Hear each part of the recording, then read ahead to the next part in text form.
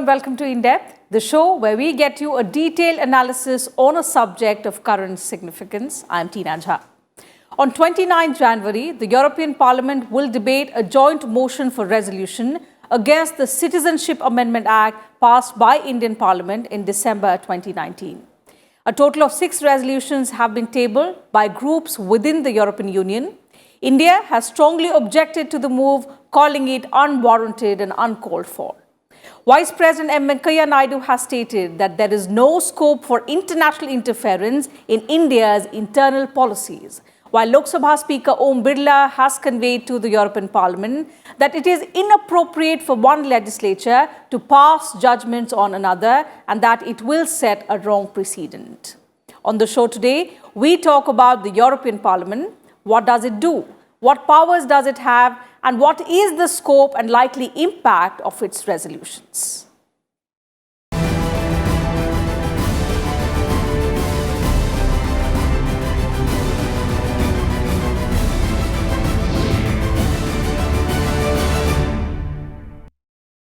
So last week, the European Parliament saw 6 resolutions criticizing the Citizenship Amendment Act that was passed by both houses of Indian Parliament in December. India has reacted strongly to the move, stating that CAA and also the abrogation of Article 370 are internal matters and that no outsider should interfere in it. While Vice President and Rajya Sabha Chairman M Venkaiah Naidu called the move unwarranted, Lok Sabha Speaker Om Birla has written to the European Parliament's President. More details in this report. A section of lawmakers moved 6 resolutions in the European Parliament against the Citizenship Amendment Act or the CAA last week. They alleged that the CAA marks a dangerous shift in India's citizenship regime. Some of the resolutions refer to Article 370 that gave special status to Jammu and Kashmir. The Indian Parliament passed the Citizenship Amendment Act in December 2019. The resolutions were tabled by groups within the European Union, including the Group of the Progressive Alliance of Socialists and Democrats, Group of the European People's Party, Group of the Greens European Free Alliance, European Conservatives and Reformist Group, among others. The European Union has distanced itself from the resolutions.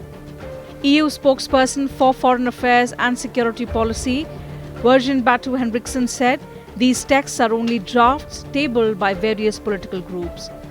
The opinions expressed by them were not reflective of the official position of the 28-member Political and Economic Union. India has objected to the anti-CAA resolutions in the European Parliament.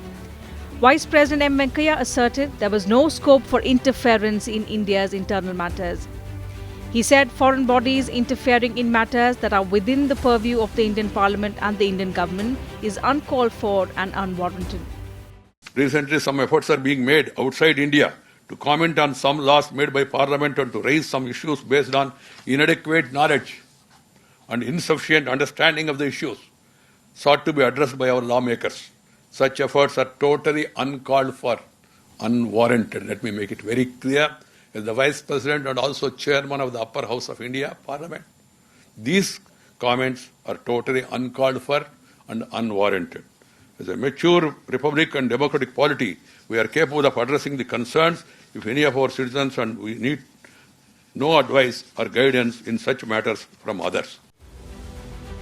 Lok Sabha Speaker Om Birla also conveyed his displeasure to the European Parliament President David Maria Sassoli. He wrote, and I quote, "As members of Inter-Parliamentary Union, we must respect sovereign processes of fellow legislatures, especially in democracies. It was inappropriate for one legislature to pass judgments on another, a practice that could surely be misused by vested interests. I would urge you to consider the proposed resolution in this light, confident that none of us set an unhealthy precedent," unquote. But they keep interfering in the internal affairs of other countries. It has become a habit. It's as if the European Parliament has assumed the authority of a global policeman and telling the world what's right with you, what's wrong with you. The entire global relationship is based on the policy of non-interference, and they are blatantly disregarding it. So that is point one.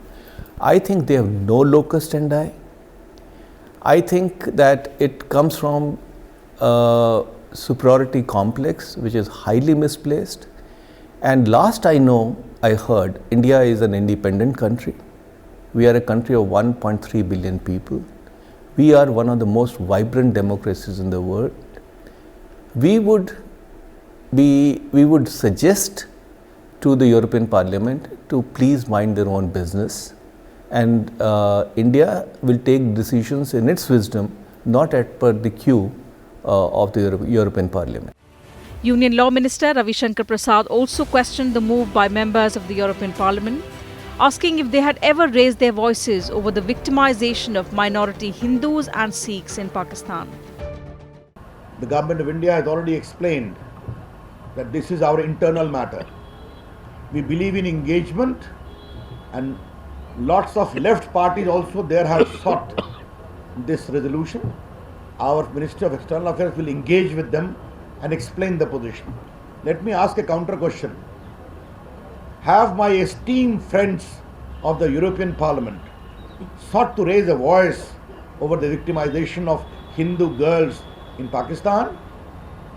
Sikh Granthi's daughter in Pakistan? It is high time they also need to be objective. The European Parliament is set to debate the resolutions at its plenary session on 29 January and then put them to vote on the 30th of January.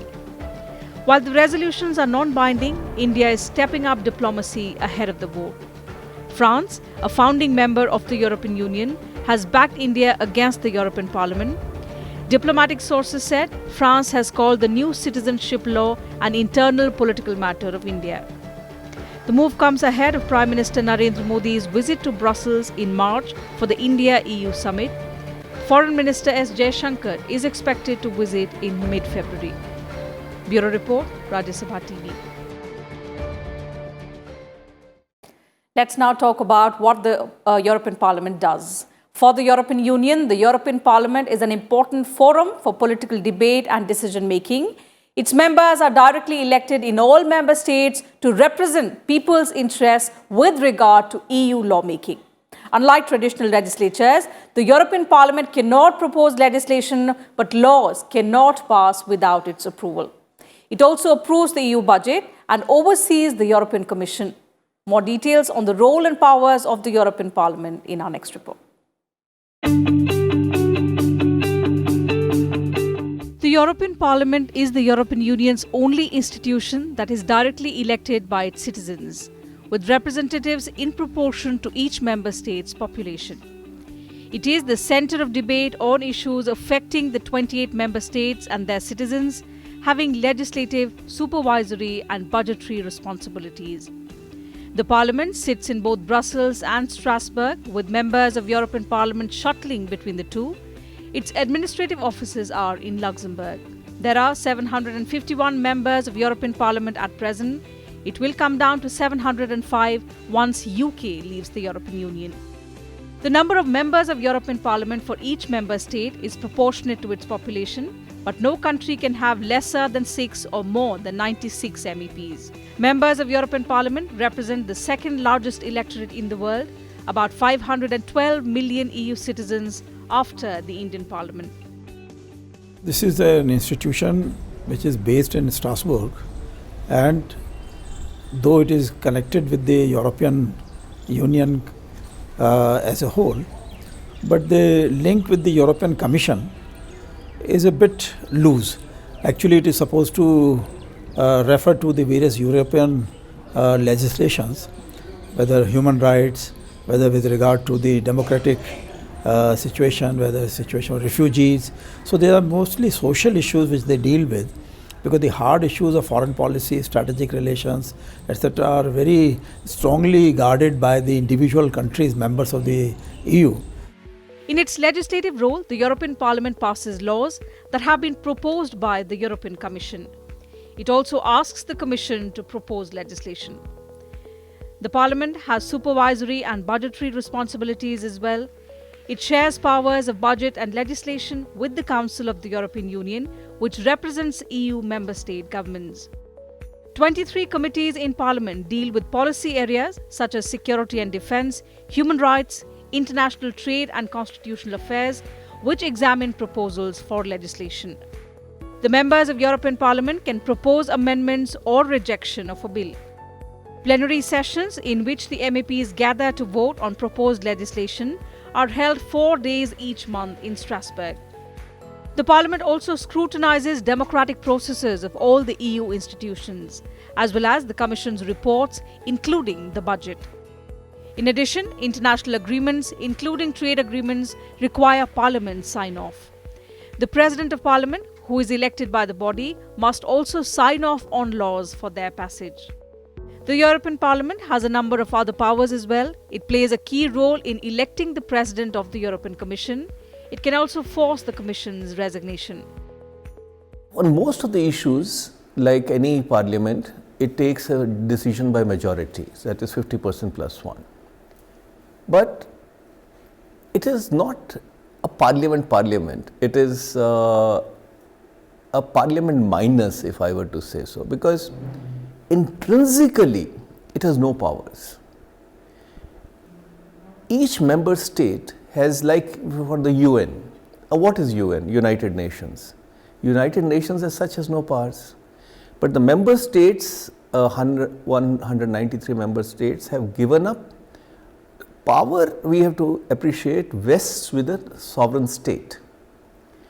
But the sovereign states concede a part of their powers either concurrently or absolutely to another international body, UN or the European Parliament in this case. So that it is within that ambit that the European Parliament functions, and it has limited powers and it has procedures which are quite complicated. The President of European Parliament presides over its debates and activities and represents it both within the EU and internationally. At the beginning of every European Council meeting, the President of the European Parliament sets out Parliament's point of view and its concerns as regards the items on the agenda and other subjects. After the European Union's budget has been adopted by Parliament, the President signs it, rendering it operational. The President of the European Parliament and the President of the Council both sign all legislative acts adopted under ordinary legislative procedure. The President serves a term of 2.5 years, which is half the lifetime of the Parliament, and usually divided between the two biggest political parties. The European Parliament sits in 8 political groups organized by affiliation rather than nationality. At least a quarter of the member states must be represented within each group, and 25 members are needed to form one group. MEPs can also sit as non-attached members. Before every vote in the plenary, political groups scrutinize reports drawn up by the parliamentary committees and table amendments to them. The position adopted by the political group is arrived at by discussion within the group. No member can be forced to vote in a particular way. The European Parliament's delegations maintain relations and exchange information with parliaments in non-EU countries. Through its delegations, it helps to represent the European Union externally and to promote in third countries the values on which the European Union is founded, namely the principles of liberty, democracy, respect for human rights and fundamental freedoms and the rule of law. Bureau Report, Rajya Sabha TV. And with that, time for a short break here on the program. We'll be right back. Do stay with us.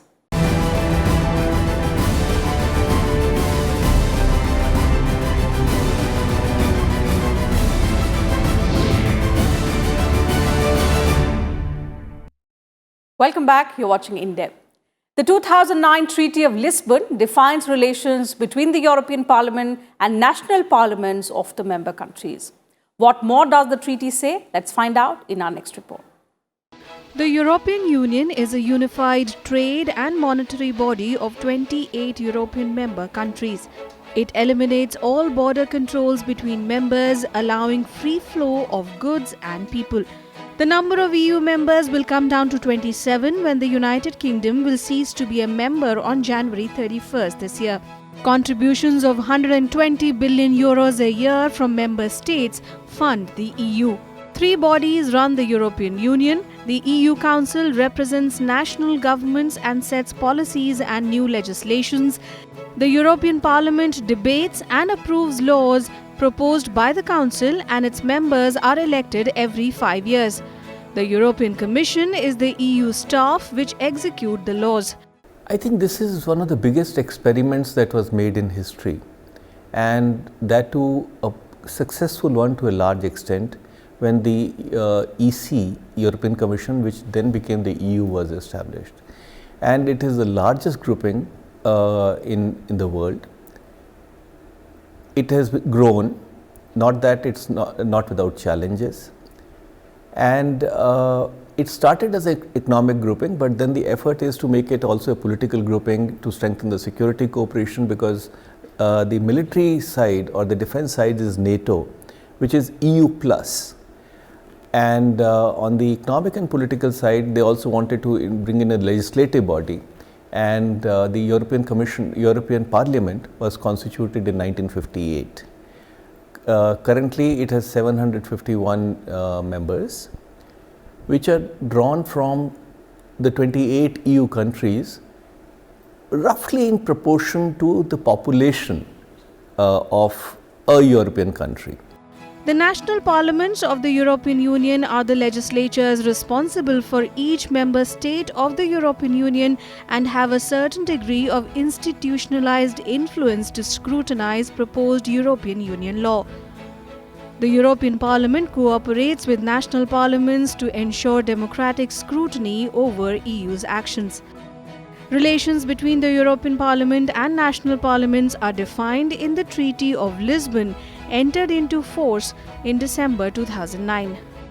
The key activities of national parliaments in relation to the EU can be summarized as to scrutinize, influence and hold to account their own governments, to engage in dialogue with the EU institutions, notably the European Commission and the European Parliament, to conduct a subsidiarity check on EU legislative proposals and inter-parliamentary cooperation.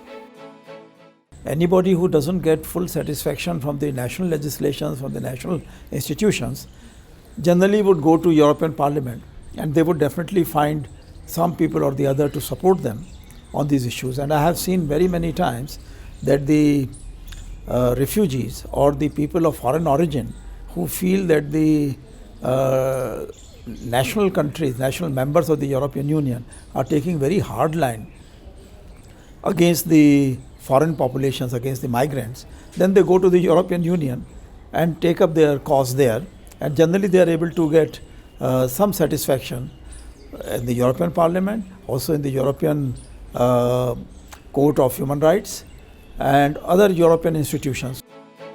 National parliaments and the European Parliament have a vital and complementary role to play in the European Union. In 2018, the European Parliament adopted a resolution concerning national parliaments, where it pointed out that national parliaments are improving and contributing actively to the good constitutional functioning of the European Union, thus providing for more pluralism and democratic legitimacy. It also acknowledged that national governments' accountability to national parliaments remains the keystone of the role of national parliamentary chambers in the European Union. It also put forward a number of suggestions aiming at reinforcing the existing instruments of cooperation between the European Parliament and the national parliaments. Bureau Report, Rajya Sabha TV.